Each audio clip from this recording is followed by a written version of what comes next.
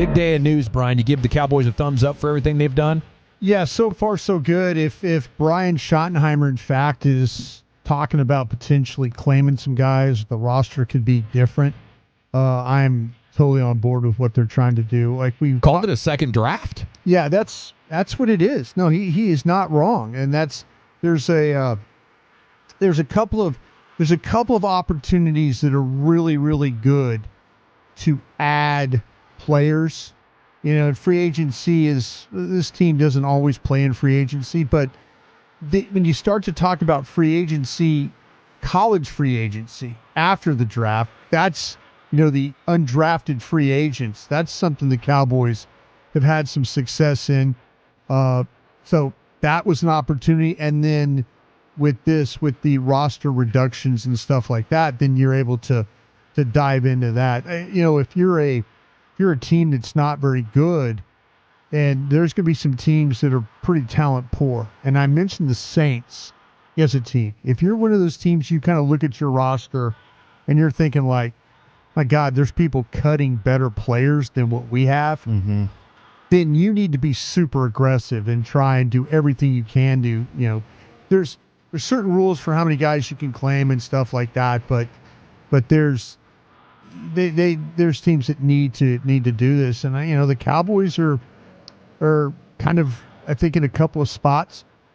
It's interesting what they did at cornerback. We were saying that only 5 guys, and with Carson being a guy that they were saying, hey, he was coming along close, he was going to be close and all that, but he never played in the preseason at all. And if you got to IR him and you're bringing back Goodwin, it's not like Goodwin really does. Goodwin can't. Yeah, Goodwin can't. Yeah. You don't have Diggs available, so you got Bland, Elam, Booth, and Childress. You got 4 corners that can suit up and play for you. So like Beanie Bishop just got cut from Pittsburgh, and that was a guy as a rookie, 4 interceptions, 2 forced fumbles, and a fumble recovery, and is a slot player. So they might have Zion Childress, and I'm fine with that, thinking that's going to be your guy. But him and then C.J. Okoye, the Nigerian nightmare from the Baltimore Ravens, who we talked about when they were playing them at defensive tackle. Like, there are some names out there that immediately will catch your eye and say, can the Cowboys jump in on these guys? Well, that's the thing, because Eric and I had a chance to, when the Ravens were in town. Jerry Sandusky. With a G. Jerry with a G. Jerry with a G. And we were talking. I said, listen, I don't have any question. I just want to know about your defensive tackles. Yeah, it was a good question. And, here's a guy that has size. He doesn't have a lot of experience. I mean, really none. But, man, you talk about the power that he plays with, the point of attack, the size he has. The Ravens were going to be a team, and we talked about it earlier, that they're a team that might win the Super Bowl. We thought this was one of the deepest teams in the league. Yeah. And they were going to they teams always say, "Oh, we're going to have to cut some, it's going to be tough. We're going to put some, it's going to be some difficult guys, difficult decisions and all." Now, the Ravens can actually say that because they will put some, because their roster is really that good. So they're going to put some good guys on the street. So I do hope that the Cowboys do take advantage of their claiming spot. They picked 12th in the draft. So that means their claiming spot will be that spot in that area until, I believe, week 4 of the NFL season. And then it goes to the teams with the worst record. So Dallas is in a spot where they can claim some guys that maybe, that they'll be ahead of some teams that behind them that can do that. Looks like, what they've said about Okoye this offseason, they believe in his trajectory and praised how quickly he's ascended as part of that international player program. It's just a numbers game where they have such good starters and depth. Yeah, they're hopeful to get him back on the practice squad. And if I'm the Cowboys, I'm saying, sorry, no, we're not letting you do that. He needs to start for us. You'd be very excited to come to the Cowboys if you're a corner or a one technique right now. Yeah, absolutely. I hope it's not just all talk.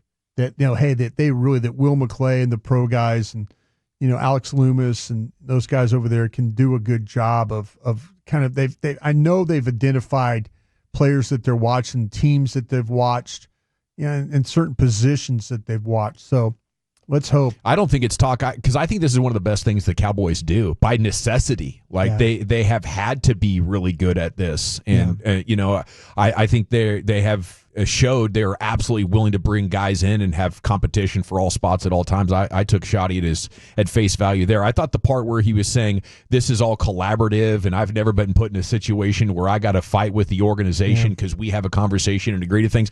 That was the only thing that made the BS meter shoot up a bit for me during that presser. Yeah, I think to me that he was here when Mazi Smith was drafted, so it's a little bit easier for him to probably side with the Joneses on this one.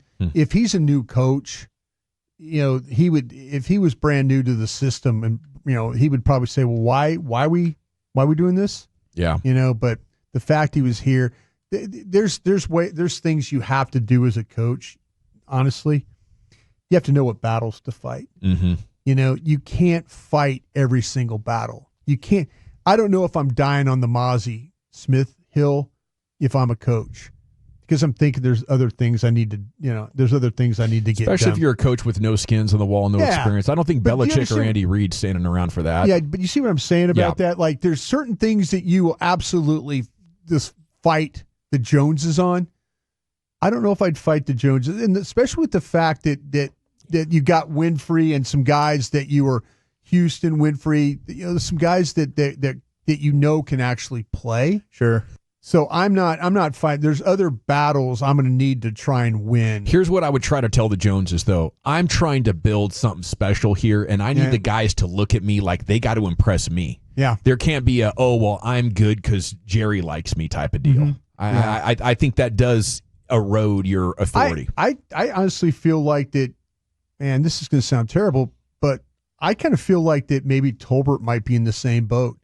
I am, and I know Tolbert, I say Tolbert because you wonder, like, to be honest with you, I felt like the Brooks played really well this season, and I think that Brooks has played well when he's given opportunities to.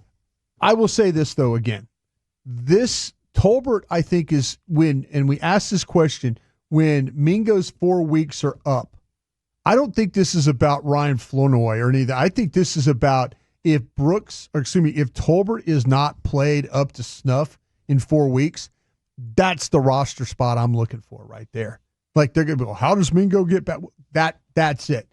If we have 4 weeks from today and all of a sudden Tolbert has not done anything, but maybe he had one game and 3 just okay games. And then, because I know Coach even talked about what Ryan Flournoy did. I told you guys on special teams, just watch the tape. Absolutely. Watch him block on the crack the other day, throwing his body in there and doing some things. So I think Flournoy is going to. I think he's turned the corner on some of this stuff. When you dig in and look at the film and some of the stuff he's doing on special teams, he's almost a can't. And then he's getting open as a route runner, as a wide receiver. Like, he's got a skill set that is special. We would be talking about him if Joe Milton was just serviceable at times this preseason as a quarterback.